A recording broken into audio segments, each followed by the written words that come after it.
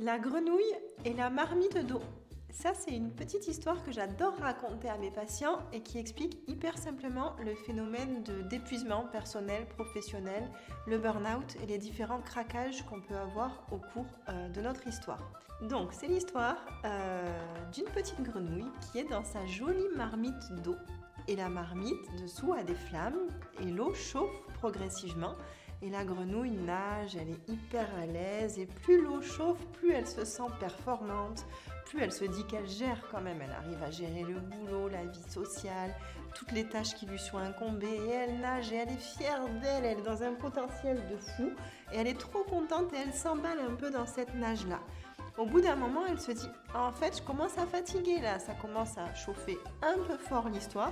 Je commence à être crevée, il serait peut-être temps que je ralentisse la cadence. » Sauf qu'elle continue encore sa nage parce qu'elle est tellement fière d'elle et bien lancée qu'elle n'arrive plus à s'arrêter.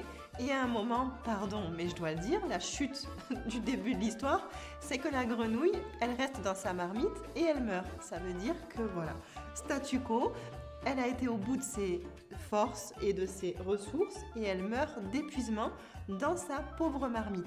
Imaginez une autre grenouille, qui n'a rien à voir dans l'histoire, qui est là, qui passe, qui saute dans la marmite bouillante, où l'autre est en train de nager et de faire un petit peu la fille sûre d'elle, la grenouille pleine de confiance et de potentiel. La deuxième arrive et se dit « Mais jamais de la vie je reste à ce rythme-là, moi. Qu'est-ce que ça veut dire cette vitesse de nager vite, d'être dans la chaleur, de toujours faire plus? Je mets un coup de patte et je sors du système, ça ne me convient pas. » La deuxième grenouille s'en sort et ressort de la marmite bouillante.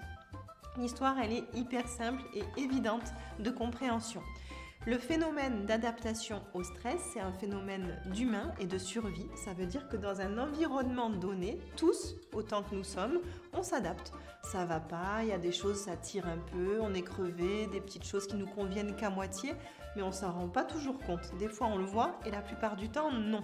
Et du coup, on continue à tirer sur la corde parce que finalement, d'année en année, de mois en mois et de rencontre en rencontre, on peut encaisser toujours plus. C'est sans fin, on y arrive, on se relève de tout jusqu'à présent.